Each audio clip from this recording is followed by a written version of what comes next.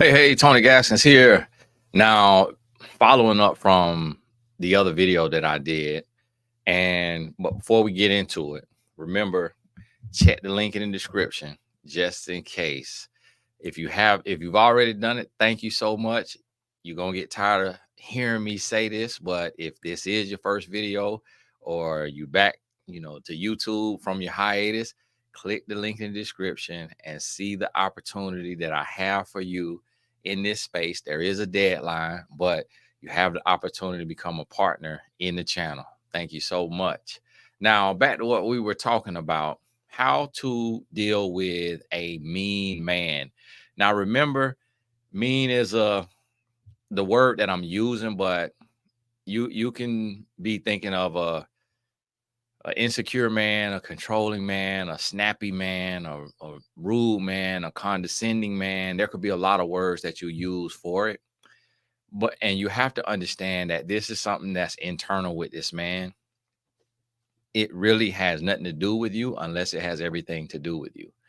So what I mean by that, if you're a woman and you know you're rude and you know that you're mean and you know that you're disrespectful, you know that you're lazy or you're selfish or you're greedy, like if you know your issues, then this video is not for you because you are part of the problem.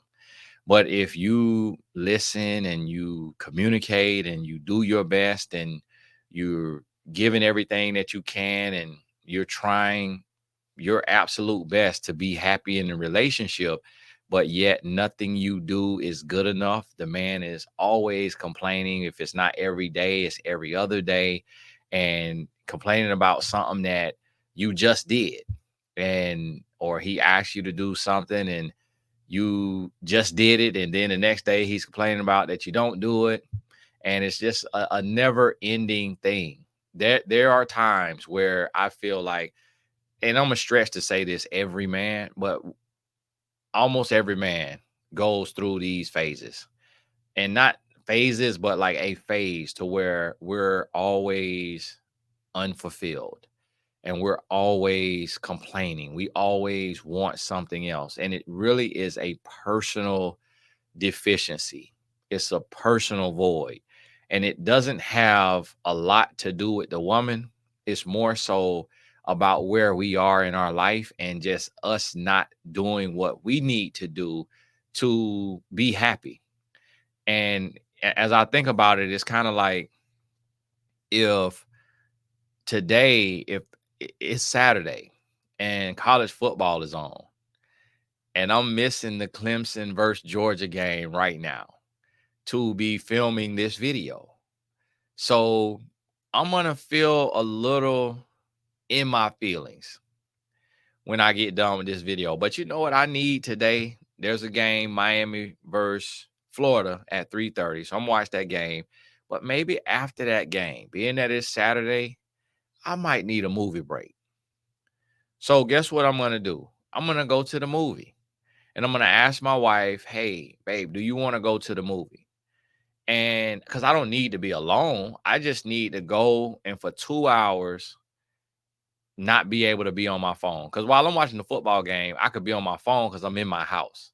So I could be on my phone. And when in my phone, I'm going to be reading comments on videos. I'm going to be checking DMs, checking emails. I'm going to be looking at certain, like doing research, watching videos for research and learning purposes. I'm gonna have one ear thing in, and I'm not just gonna zone out and watch the game. That's not my personality. I'm not that into, although I played football in college. So guess what? I'm gonna do that. I want to go to the movie. And that's what we fail to do as men. And that's also what leads to us being disgruntled, angry, resentful, and mean men. So when you have that in your man, you have to understand that if you're doing what you can, then this has nothing to do with you. So don't look in the mirror and blame yourself, and don't, beat yourself up and feel inadequate, because oftentimes what that does, if you're giving all that you can give to the best of your ability, and even to the point that you're getting uncomfortable in the sense of a relationship, marriage specifically, is not comfortable. So my wife may need something from me and I don't feel like doing it, or she may need something and I need to step up and do it because it might be 9:30 at night and I don't want her to leave the house 9:30 at night to go to the store to get what our son needs for his school tomorrow, and because she didn't get time to get it earlier. And then I come home from work or from practice or what have you, and it hasn't been done. I'm tired. I'm ready to take my clothes off, get in the shower, put on my night clothes, hop in the bed, throw on TV or Netflix or something. Even if I get right back to work, checking emails or checking, I just want to be in the relaxation of my bed. But if my wife need this to be done, then I gotta suck it up, get dressed, go ahead and go do it. And if she lets me go do it, that means that she didn't really want to do it. And that's kind of why she throwed it out there. And that happened. That's a real life example. That happened like last week or earlier this week at some point. But while I went, I shift my mindset, and instead of complaining and being like, man, I gotta go. Why she ain't do this? You know, she don't even work a job. She could have did this earlier today. Why she ain't get this done? I shot a video. I was either shooting a video or I was listening to a video, more research about these false prophets out here. And that prepared me for the video that I did about beware of false prophets. So I used the whole time driving to the grocery store, the whole time walking around in the grocery store, and the whole time driving back home. So that was probably a total of about 30 minutes that I was able to do that. I didn't shoot a video, I was researching. So I say that to say this is what men are supposed to do. And I had to learn that in my life. But oftentimes we don't do it. So if you're a woman and you have a mean man, you may need to point out and to make sure you're not complaining about him going golfing or him going fishing. So make sure that you're not blaming yourself, number one, if you're giving everything you can give. And also make sure that you are giving everything that you can give to your husband. Meaning, if you're denying him intimacy because you're always tired, then that means you have to give more to yourself so that you're not always tired. Because God does not make a mistake when he made the day 24 hours. So if you're always tired, you may need to go get your levels checked. You may need to get a workout routine, a sleep routine. You may need to make sure you're eating fuel for your body and not junk for your body. And you have to do what you have to do to increase your energy, increase your libido so that you're more readily available when intimacy is on the table. So make sure that you're not blaming yourself unless you're not doing everything you can do. And if you're not doing everything you can do, make sure you're doing everything you can do, and make sure you understand that everything you can do does not mean you're going to be happy and comfortable and convenient all the time. Marriage is about sacrifice. It's about being uncomfortable and going when you don't feel like going, doing when you don't feel like doing, saying when you don't feel like saying, loving and showing love when you don't feel like loving and showing love. That's what marriage is about. The next thing you want to do is you want to evaluate your man and see if you can identify the deficiency. And when you evaluate him, you're looking at, is he feeding himself spiritually? How is he feeding himself physically? Man should not live by bread alone. So is he feeding himself spiritually? How is he feeding himself physically? How is he feeding himself emotionally? And you try to evaluate who are his influences. How does he manage his time? What is he doing? And I remember some years back, I said something, and my wife was like, "You don't have a routine. Like, you stay up all night, you sleep all day. So, of course you're gonna feel like that, or of course it's gonna be like that." And it was just one sentence. It wasn't like a hey, we need to talk. It was like one sentence. I was like, and when I tell you, when she said that, she said it just like that. It wasn't loud. There was no cursing in it, no name calling in it. When I tell you, it felt like she took the big knife in the kitchen and just did like this across me and just left me leaking. Just off because it was a mirror in my face, but it wasn't condescending. It was a little sharp. It was like, well, you don't have a routine. You stay up late and then you sleep in. So of course you're gonna feel like that. And that's what it was. I was, as a man, not having a job. I didn't have a job. I worked for myself. I've been working for myself since 27. And I can't remember exactly what year this was, but I remember those words. And I was, oh, that thing hurt me. You hear me?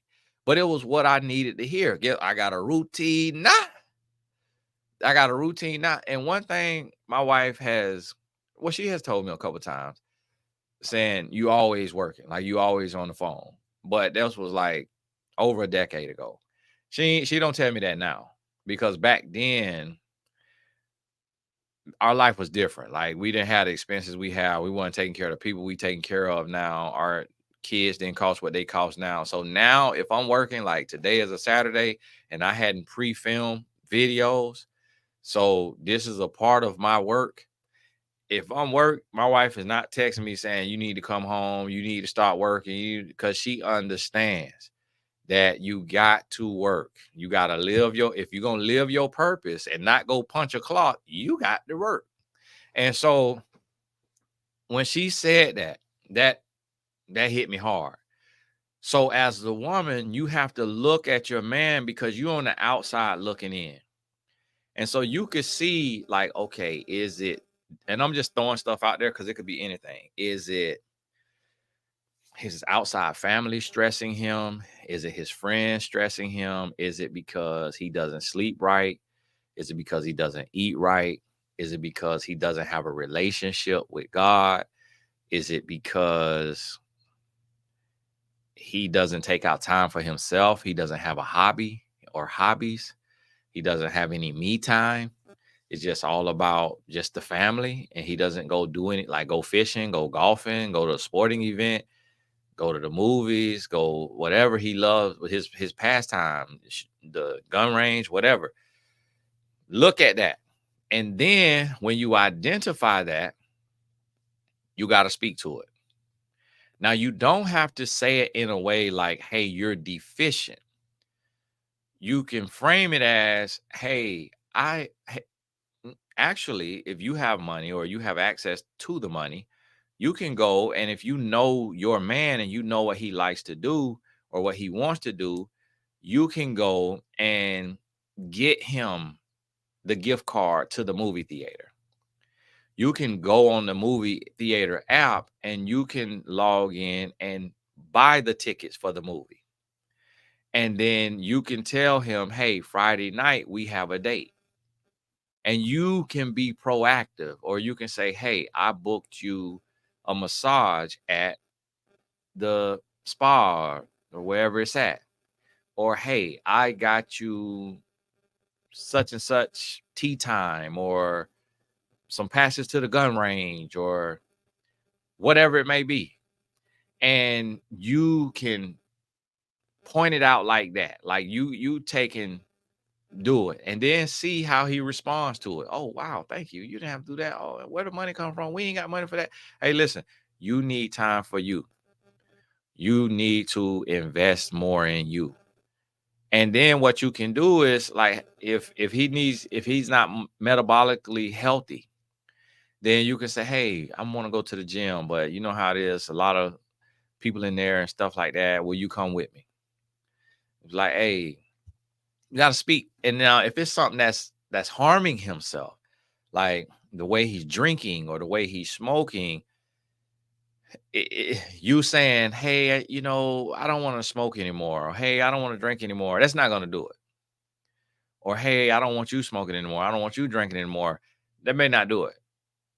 Or hey, I don't think we should smoke, I don't think we should drink.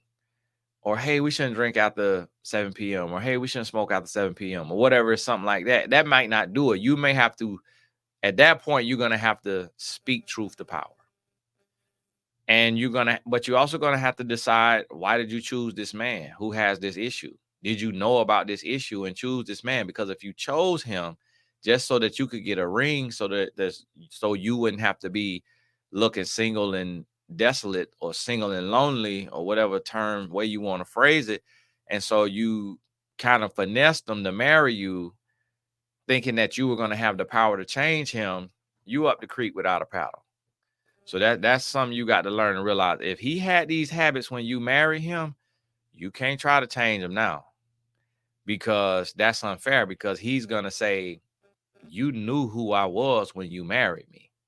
So now you have to realize that your selfishness, just wanting to be married, or your greed, just wanting to be married, or your insecurity, just wanting to be married so you could stun on your haters, so you could change your Facebook status, you played yourself.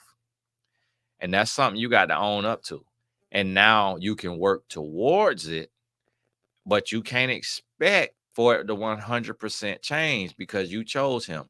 Now, yes, you can outgrow him and decide that this is no longer a fit, but if he has not cheated on you, you're going to be in sin, getting a divorce, because you chose him as a drinker or a smoker or cursor or whatever it may be.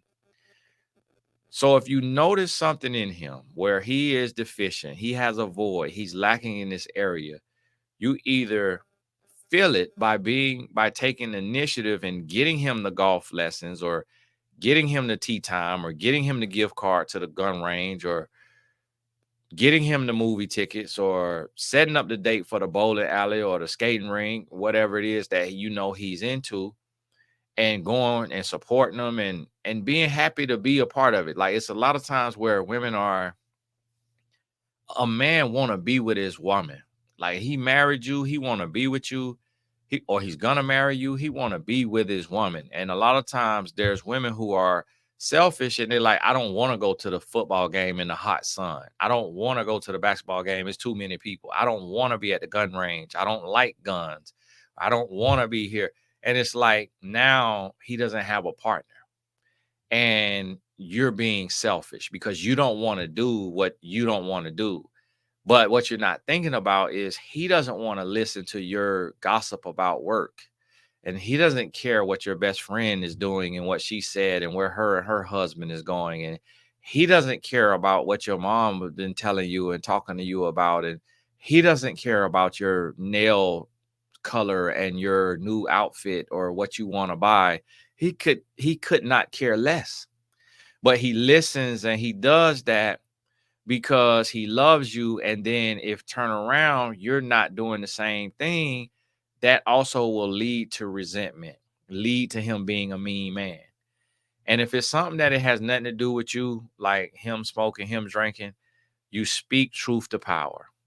And so what this means is, and my father taught me this, he would always say, in a time of peace, prepare for war. So oftentimes we wait until things blow up.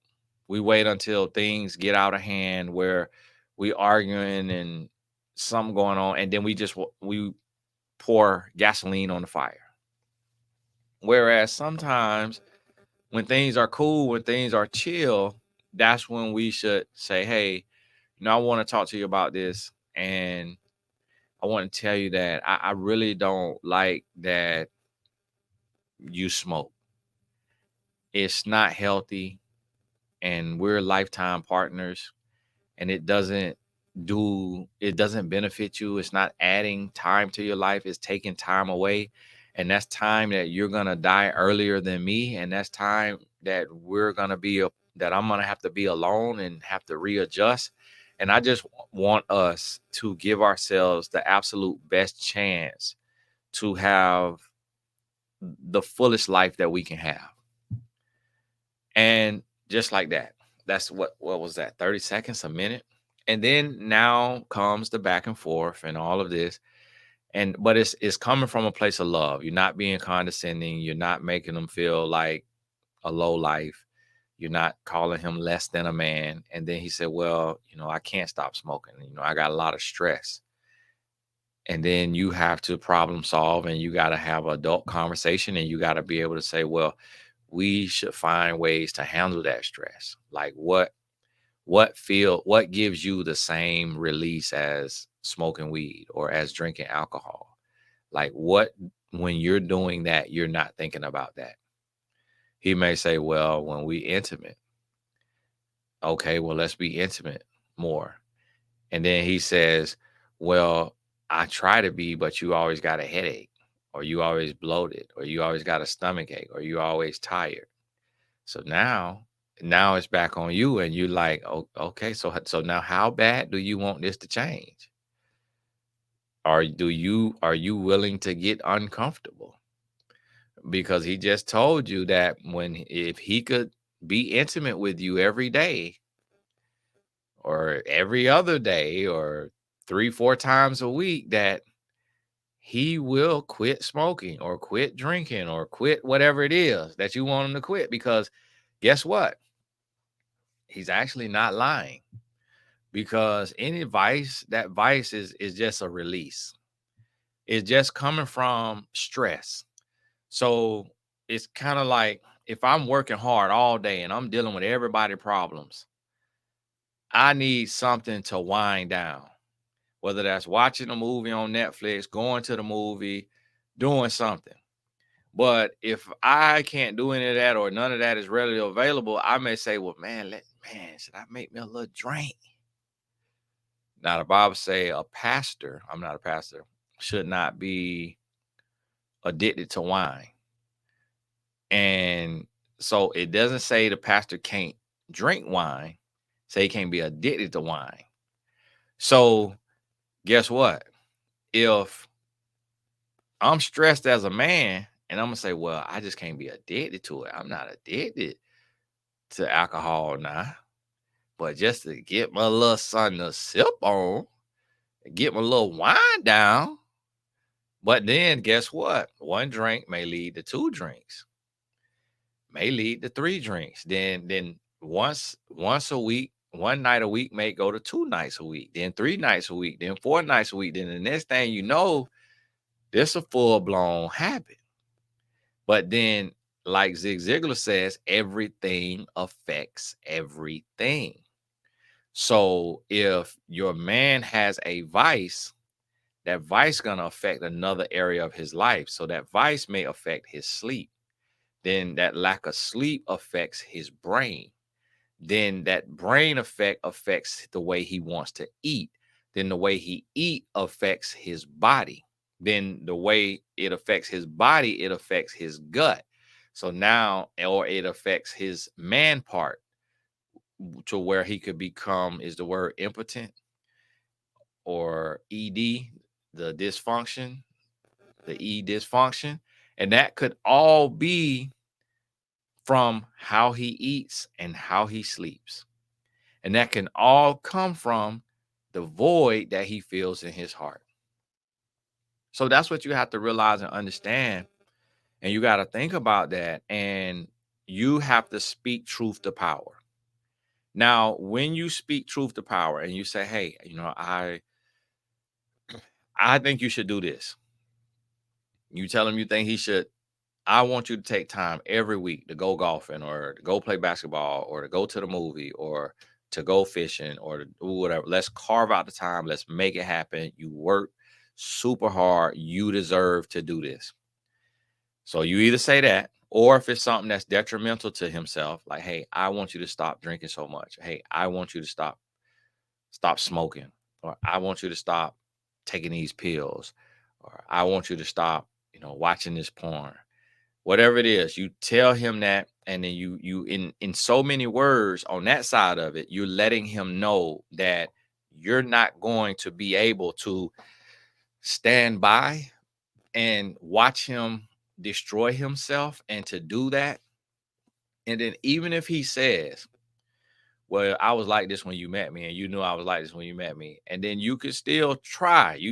You trying now, but you got to understand he's right. You chose him like that. So now you've grown, you've elevated, but that doesn't mean that he is gonna grow and elevate. So you got to be able to, you can still try and you can speak truth to power. Like whatever you think that can be helpful and beneficial, you got to say it. See, the issue is that oftentimes women are afraid to say something to a man. So you're afraid to tell the man how you're feeling, and you're afraid to tell your man that you want him to work out more, that he should work out more, or that he should stop drinking, he should stop smoking, he should stop being on the video game for 4 hours every day. And now that video game, that could be his release or what have you. But yes, it shouldn't be obsessive and it shouldn't be in excess. And you speak that, and then you see how he responds. And then if he pushes back and he is completely just defiant, now you know you got a real problem on your hands. And you continue to find ways. Now, this especially for marriage. Now, dating and relationships, okay, you don't have to put in all of this right here. But when you marry, you continue to find ways to speak his language. You do what you got to do. You find ways. Now, being like loud and combative and coming off like that right there, that ain't gonna help you. That ain't gonna help you. But you know how to get to your man. You know what you got to do to get him in that space to where his ears is open and you speak his language. And what you have to do is you got to understand his history and his biography. Now, again, I could just come on here and give you 3 steps and then it's left up to interpretation. So don't let the length of the video make you think that this is hard. And just write down the steps and scratch out, write it down, write another one, whatever. Just take your notes while go back to the beginning if you need to and take your notes. And you find once you speak truth to power, if he is defiant, rebellious, pushing back on it, you find other ways to say it. So I'll give you an example. Hey, babe, I really want you to stop smoking because it's just not healthy and it's cutting your life short or what have you. And I really want you to stop smoking because I want us to have a long, fulfilling life. All his excuses, all his excuses. It's not working. You're not hearing you. Week later, you come back and you say, babe, listen, I love you to no end. And you are an amazing man. And I feel like you picked up this habit just trying to fill a void. And I feel there is so much potential in you and there's so much you can do. Like you could be a millionaire, a billionaire, whatever. You can take over, you can climb the ranks, but you have to develop more self-control. And you gotta kick the addiction because I know that you are a full man, a real man. And I know that you can stand on your own 2 feet and that you don't need the crutch of this marijuana or this alcohol or these pills or this gambling or whatever it may be. So now you taking and you affirming him. You speaking life into him. Now, this is your husband now. So if you have a problem with that, that means you are a Jezebel and you are not fit to be married. If speaking life into your husband and affirming him with your words is too much for you, you do not deserve a husband and you are not fit to be a wife. You need to be Apostle Paulina. single, and about the Lord's work, because there should be no ego in marriage. There should be no shame in marriage, and there should be no holding back and limitations in your marriage. You should be able to speak life into your man. And you have to understand that he may have never been affirmed by his school teachers, his parents, his friends, his coaches, his coworkers, and no one's words will mean as much to him as your words. You are the woman he has given his life to. Nobody else's words will do for him what your words can do for him. So you speak life into him. Now, this may be a process. This could be 6 months. It could be 12 months. Now, if you marry, biblically, if he's not cheating on you, then you don't have grounds for divorce. If he's just got his vices and that's making him a mean man, biblically, you ain't got grounds for divorce. Now, is God a forgiving God? Absolutely. So if you say, well, Tony, he's not cheating on me, but he putting hands on me, then, and you got to leave for your safety, and he's not doing you right, I'm pretty sure if God will forgive a murderer, he'll forgive you for leaving this man who is abusive. And that's something that's a whole nother story in itself. That's a whole nother type of thing. We're not talking about that type of man, because I feel like that's more so common sense to know that if a man putting hands on you and stuff or abusing you in any kind of way, that's a little different.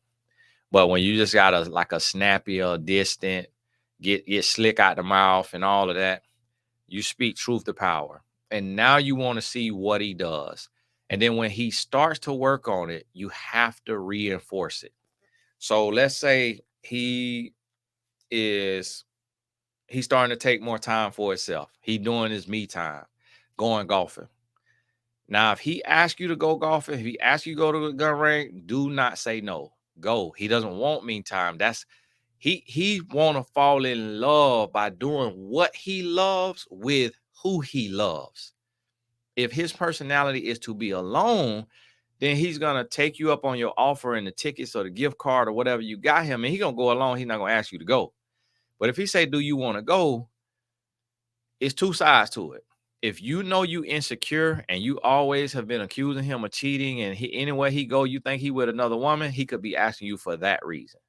If you know that's why he asking you, then you say, no, you go ahead. Like, it's cool. And he's like, are you sure? You're not going to think I'm with another woman? No, go ahead. Go ahead. I'm working on me too. I'm working on me. I'm going to be more secure. You go ahead. Now, if that's not the case, and he asks you, do you want to go? Yes, I want to go. Go. Because that right there is helping fill the void. He wants to do what he loves with who he loves. And think about it. If your man is into what you're into, you have more fun doing what you're into if you want to do it with him, whether that's doing your nails, whether that's shopping, watching a certain TV show or movie. If you could do it with who you love and he could be locked in. And I noticed that, like, my wife loves watching sports, and she'll kind of get a little offended if I'm on my phone and I'm not really into the sport, and I'm trying to pay bills and I'm trying to take care of some things. So I might not be 100% present. And she'll be like, oh, you missed it. You missed the shot. Or, oh, you missed the thing. Oh, you weren't even looking. And you saying stuff like that. And I have to catch the hint, like, man, she want me to put my phone down, not multitask, and to lock all the way in. And then in my mind, I'm being selfish, like, well, yeah, she ain't got to pay $10,000 worth of bills on Tuesday. So that's why I'm on my phone. I'm over here trying to look and see what else I need to be doing and what else I ain't finished yet and what projects is still hanging in the balance. But no, I gotta take care of home. That all that right there could wait. I gotta take care of home. So you have to realize that sometimes your man want to do what he love and he want to do it with you. And you see that. Now, if he goes and he starts to do something, what you suggested, reinforce it. When he come back, hey, baby, how was golfing? How whatever? Oh yeah, and what happened? Okay, all right. And how was that? Now, what is that? Now, how do you do that? Okay, now what is okay? And you asking questions, you engage. Now you reinforcing it. Now that made the experience even better for him because now it's like it brings joy. Like, man, she want to hear about what I'm doing. She want to hear about, and it's a lot of women who they just I don't care nothing about that. I don't care nothing about that. I don't care nothing about that. And could be like that as men too, but that's where we have to work at. Like how I just admitted to me reading the email or reading comments or something while the tennis on, and I never played tennis. I don't know about no tennis, but my wife loved tennis, and she know all the tennis players and all that because her mama loved tennis. She grew up watching tennis because her mama watched tennis and golf and all of that. So it's one of them things, and you got to think about that. Now you reinforce that, and that starts to repeat itself. Now, if it's not something like he need to have more me time or he need to go do something, then it's a situation where he need to cut something out. Stop smoking, stop drinking, eating better, working out more, doing whatever. Whatever you could do with him, you do it with him. Whatever he got to do on his own, he does it on his own, but then you reinforce it. So if a man thing can stand up, and even if it can't stand up, it's still other stuff y'all could do. And so if he stop smoking, get him a patch, or he go to the group thing, the group coaching thing, and whatever, he's trying to give up this vice. He stopped playing the video game so much, or stop gambling so much, or stop smoking so much, stop drinking so much. You reinforce it by, and even with him going out, you reinforce it by doing more of what you know he want from you. So if intimacy is that thing, then you want to get to the level of intimacy to where he have to say, I'm cool, I'm good, like it's cool. Because this your marriage on the line, his life on the line, to a degree, your life on the line, because your emotions and your spirit is connected to him. So if his stuff is out of whack, you gonna be out of whack. Your cortisol level's gonna be high. That's gonna affect you. Your stress gonna be high. You cutting time off your life because of the stress you in this relationship.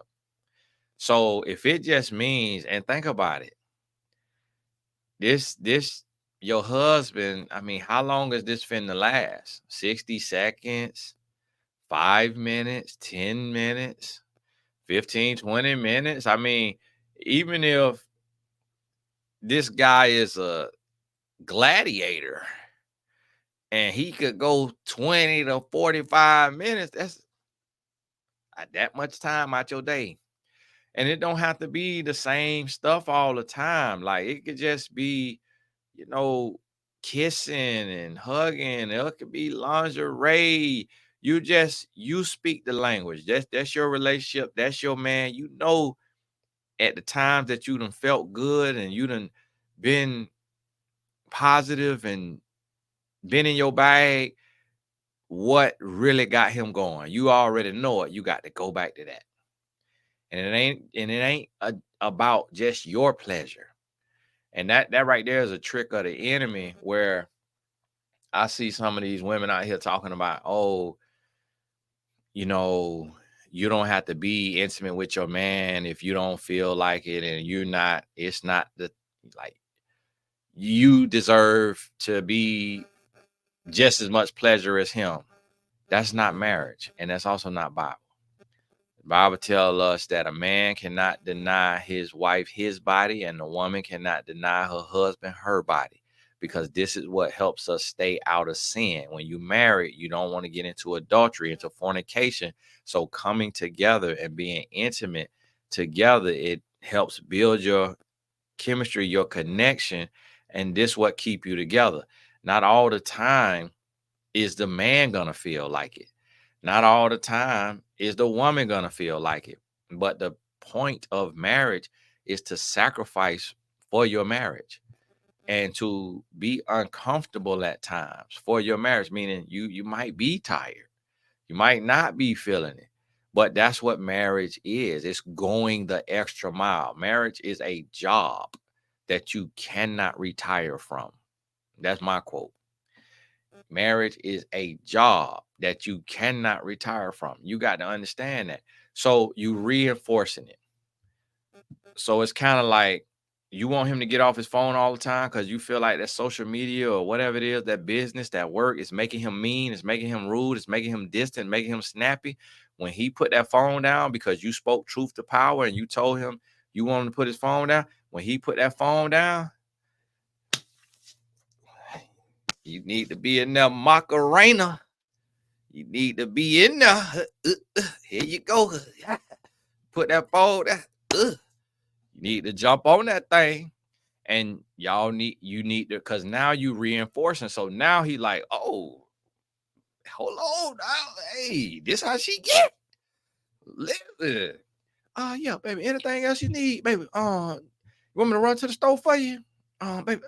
Hey, baby, actually, log into the joint account and send $500 to your account and treat yourself tomorrow. You know, go and get you something. You like, oh, okay, all right. And so the thing about it is we get married and we get complacent. But see, the stripper ain't complacent. The prostitute ain't complacent. But we think that because we married, oh, now we got privilege. Now we could get complacent. No, that's when you supposed to turn up in your marriage. You supposed to go to the next level in your marriage. Everything supposed to be marriage benefits supposed to be better than dating benefits. It's like dating, you coming all off that thing, all in all kind of fornication. You out there, you popping like her, you out like that Meg the horse. You doing all kind of, you working everything. Come married, now you bonnet on all the time, snoring, plucking chin hairs, all that. Don't want to keep up with yourself, letting yourself go. Always got a donut and a biscuit in your mouth, all that. So now that also can feed into a man being distant, being rude, being mean. So when you speak truth to power and he start to give you what you want and he start to make that effort and he start to do better, then you have to reinforce it. And then when you reinforce it, just like behavioral science says, any behavior that is recognized and reinforced will repeat itself.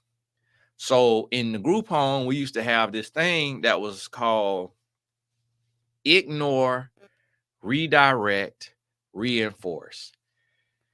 And ignore was for behavior that is not harming the client and is not harming us.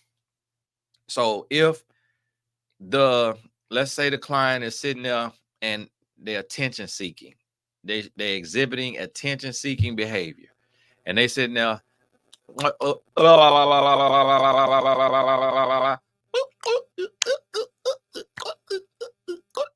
and so we were taught by the behavior specialist, the behavior scientist, to ignore that, ignore attention seeking behavior, and then redirect. Hey, John, let's go on a walk. You want to go outside and shoot some hoops, or you want to let's go on a walk around the neighborhood and see if we can hunt lizards. Oh, okay, cool. Yeah, let's go. Let's go, Mr. Tony. So we go outside. Boom, we go on. Boom, we hunting lizards. Few minutes in it, reinforce. Hey, John, I really thank you for coming to hunt lizards with me. I love when we hunt lizards, and I love when you want to hunt lizards. But John, thank you for coming. I really love that you came to shoot hoops with me. I love when you shoot hoops. So now John realized when he was doing all that, he got ignored. But then when he got redirected to a positive behavior, he got attention for that positive behavior and he got rewarded. This is something that we was using with what was considered low functioning adults, adult males. Guess what? Me and my wife worked in that group home company We use that on each other. That ignore, redirect, reinforce, work on everybody. That's what you got to do with a mean man. You don't feed into his meanness. You don't reinforce the meanness. You go on about your business. You don't let him see you cry. You don't let him see you sweat. You don't raise your voice and yell with him and argue with him. You don't go back and forth with him. You sidestep. That's another lesson from behavioral science. You sidestep the power struggle. He being mean because he's feeling worthless and powerless in at his heart, even though he may be big in a job or in whatever or whoever, or he may be miniature in everything, but he want to be big with you. You ignore that. You don't argue with him. You don't go back and forth with him, and then you redirect it. You read, hey, what you want to eat? He say something, he being mean. Okay. All right. Okay, all right, I got you. All right. You come back. Hey, do you want some spaghetti that I made? No, I'm good. Okay, well, I'm gonna wrap it up and I'll put it in the fridge for you. Mm-hmm. Go on about your business. And then when he realized, like, wow, so she's not gonna argue, she's not gonna ask me a double and a triple question. Why you don't want my spaghetti? Why are you acting like that? Why are you don't do none of that? So he get no attention for that attitude. That attitude get ignored. But then when he be nice, now you talk to him. Oh, okay, yeah, yeah. Oh, and what happened? All right, yeah. Hey, you know what? Thank you so much for like being nice to me, like being so nice and just like talking to me about like what you got going on at work or what have you. Like, I love when we have those conversations. Just like that, boom. So he like, oh, okay. So all right, when I had an attitude, woke up on the wrong side of the bed, I'm being like this or that. She ignored it, like she went on by her business, she doing her thing. But then when I came back, and so what happens is, as men, we will go on a spiral.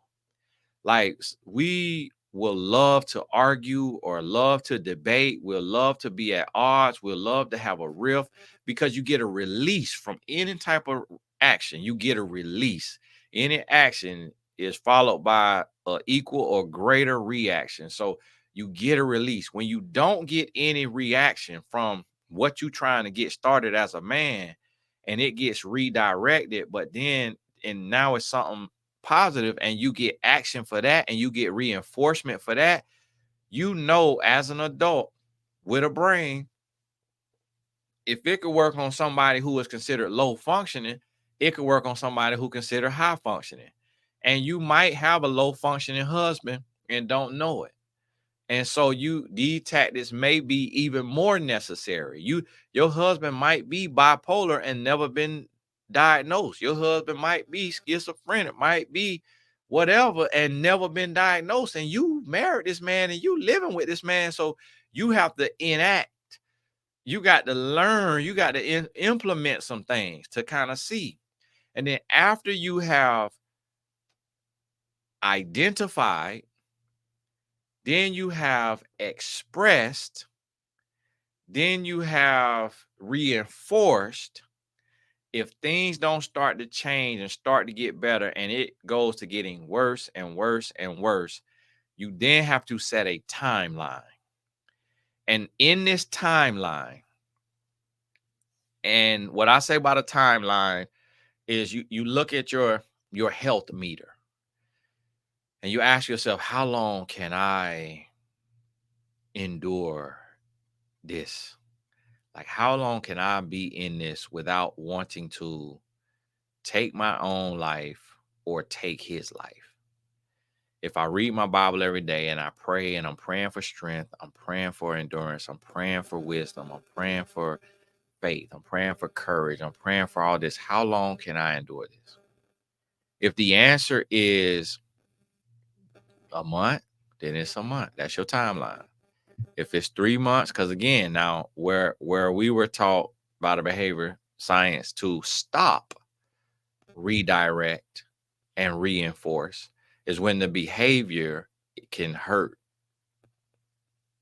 the person themselves or can hurt us. That's what the behavior we had to stop. So if the person getting ready to swing on me, I'm not supposed to ignore that and just get pummeled. I'm supposed to put in the defense techniques that we taught to deal with these people. Now, so I'm finna stop, boop, doop, then redirect. Hey, let's go for a walk. And then when we go for that walk, hey, thank you for walking with me. On a higher level of functioning, the way that will work is if what you going through is making you feel like ending it all, or it looked like he about to do something to you or do something to him, then that's when you got to stop it. You got to put a stop to it. And so what that may mean now, depending on what it is, that may mean leaving, getting out of there, or it may mean calling the police. But that's the type of behavior. But if it's not like that, to where you finna in yours, in his, or he finna in his or in yours, talking about life, then you set your timeline.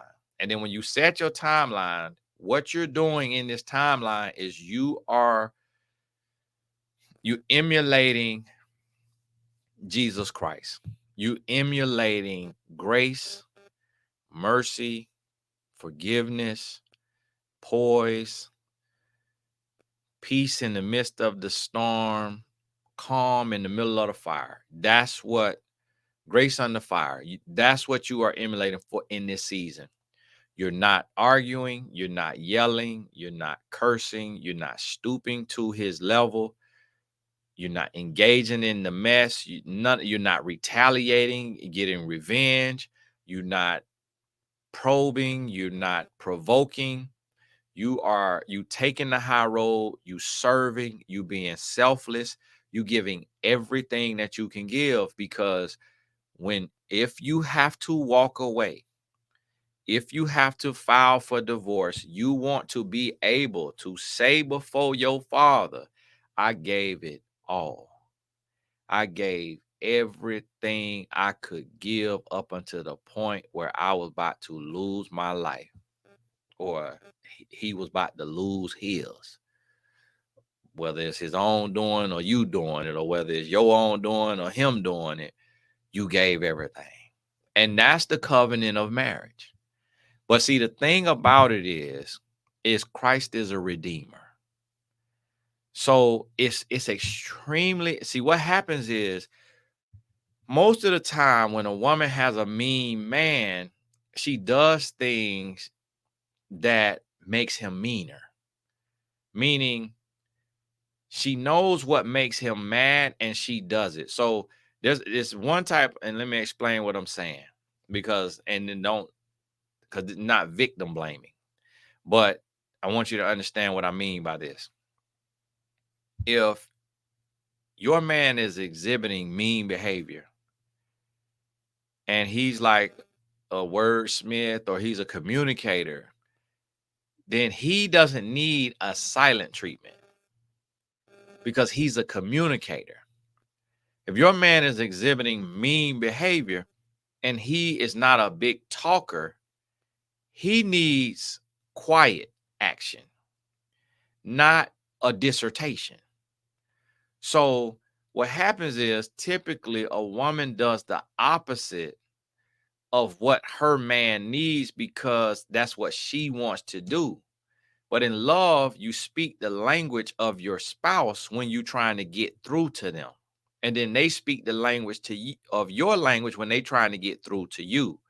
So if a man uses words and he's a communicator and he is mean, then you have to speak truth to power and say, hey, I do not appreciate being talked to this way and being treated this way, and I have done nothing to deserve it.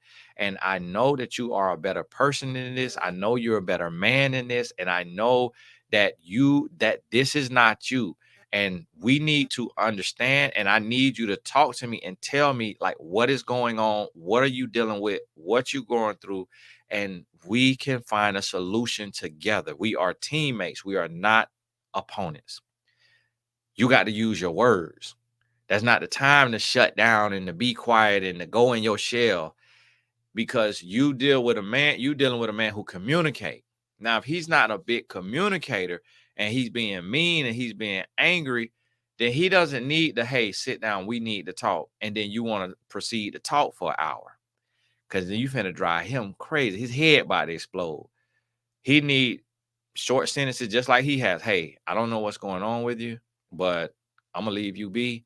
And if you need me, let me know. And just like that, and you get a little distance for a little while. Now, that could be, even though he don't use a lot of words, that could be still his cry for help. And what that may mean is he may be going through spiritual warfare. He may be going through some sort of depression. So you could use words, but it's not that you preaching for 30 minutes or an hour. It may be a text. It may be a letter. It may be just quick sentences like, hey, I know you got a lot on your shoulders. I know you're going through a lot, but I want you to know that God only gives his toughest battles to his strongest warriors. And I want you to remember that. And that may be something you text him every morning. That may be something you put in his lunchbox. If he take a lunch to work, he work in the factory, he work in that type of place. That may be something you just say to him. That may be something you do on a voice memo and you text it to him. Now, this your husband. This ain't the time for pride. This ain't the time.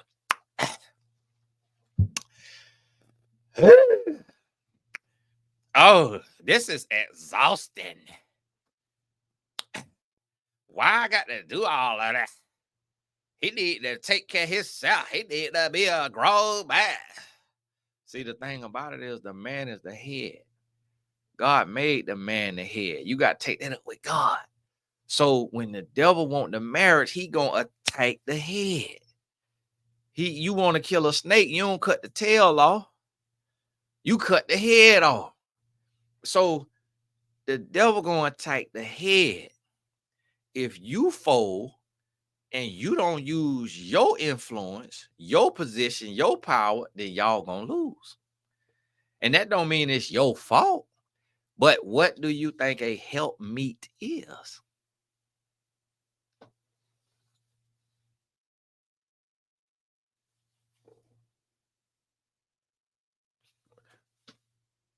What's a helpmeet? So then you go into that, and then guess what? If he don't want no help, if he won't accept your help, that's what your timeline is for. Because your timeline is, I'm fixing to bust my butt. I'm fixing to call down heaven. I'm finna be talking to the Lord. I'm finna be interceding. I'm finna be joyous. I'm finna be in the fruits of the Spirit. And this how much runway I got. When I'm done, if the love of Christ ain't renewed this man, then that mean I married a demon. And I got to go. Lord, let no man tear asunder what you put together. But Lord, I repent for marrying for selfish gain, for selfish reasons. I cheated the system. I forced the hand. I rushed it. I didn't wait on you. I done loved this man with the love of Christ. I done everything I could do. I done gave it a whole year without a single complaint. I ain't complained. I ain't let them see me cry. I ain't made them try to make them feel bad. I've been cooking. I've been cleaning. I've been sexing. I've been nexing. I've been dexing. I've been flexing and bexing. Lord, this man ain't changed. It's been X amount of time. I got to go, because I cannot stay here and lose my life because I've lost my mind. And guess what? I believe God will forgive you if that falls outside of the reasons for divorce. Now, everybody not going to approve of that. It's going to be people, oh, you rogue. But guess what? It's a whole lot of sinning going on. It's a whole lot of sinning going on. So if you leaving for your sanity because you married to a dead husband, meaning somebody who is not alive to this marriage or to you, and you leave for that, and you done gave it everything you can. You done prayed, you done did, you done sown, you done showed, you done did everything now. And you done put in a year of going through everything the devil throwed at you. You got to go. And sometimes now, when you pack up to leave, that's when the levees break. That's when the levees of his heart break, and that's when he start to flood. That's when he start to flow. That's when he start to go. That's when he start to grow. Because as long as you was there, he's seen that as you reinforcing the behavior. But now that you finna walk away, he say, I got to change or I'm going to lose the love of my life. And that's not the way I should treat somebody who love me. Men are mean because we take out the pain from the world, the insecurity from the world, the anger from the world. We take it out on the person who is closest to us, our wife. We take it out on her because we see her as our punching bag, as our pillow, as our therapist, as our psychiatrist, as our doctor, our nurse, our maid, our RN. We make her every single thing instead of going to God and praying for strength and praying for healing. And when a woman turns her back on us and shows us that we have to go to God to be completed, that she is not capable of completing us, and that we will always be depleted and feeling empty as long as we put in all of the responsibility on her. And when she let us know that with her actions and her words, if we got any little bit of God in us, that's when we grow up. And some men are built to go all the way down to the wire, to fight the battle, and it could be a erroneous, ignorant battle that we will fight, and we will stand on our hill of doom, and we will fight all the way to the end, and we will be climbing up the wrong mountain, and we will be fighting the wrong battle, and then we will want to fall on our sword out of pride and ego and arrogance than to lose that battle that we shouldn't have been fighting in the first place. But when you pack your stuff up to leave, that's when he show you that he know what it take for you to stay. And if he let you leave after you have warred in the spirit, you done gave everything, you done everything, you done did everything you could do. And y'all forget, I could teach on this for 4 hours now. So I done left some stuff out. So you might need a one-on-one session if I ain't cover everything for you. Don't just take this right here and try to apply it. If your situation is specific and special and different, reach out, get a one-on-one session so we could talk through the nuances, caveats, and nuances of your situation. This just general information. This ain't a one size fits all. This don't apply to everything.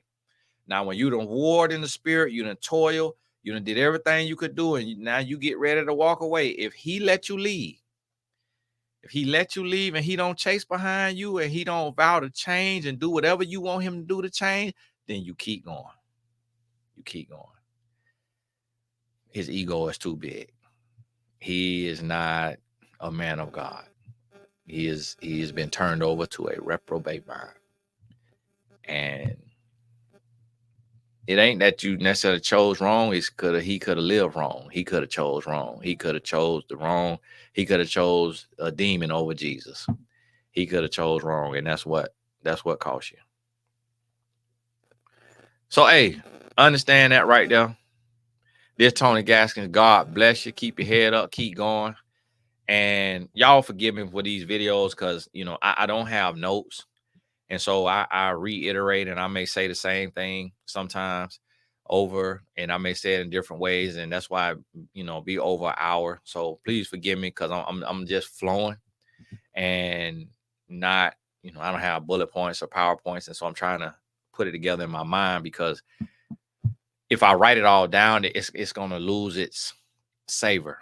It'll be a salt without the savor. And so I have to just kind of flow so that it can come out, but it may be. So bear with me on that, and please understand just the nature. I have to get it out without writing it down and making it contrite and contrived. I don't know if those is words right there, but we're going to use them because it sounds good. Now, hey, if you have not invested in the channel yet, or if you have not maxed out your investment, because you can do 3 of each level if you want to. And if you didn't know that, then go read everything and you'll see about that. But if you have not, or you didn't know about it, click the link in the description of this video and check that out and take a look at it. And you'll be hearing me talk about this throughout the up until the deadline. So, and thank you to those who have already supported. God bless you. Thank you. We'll talk soon.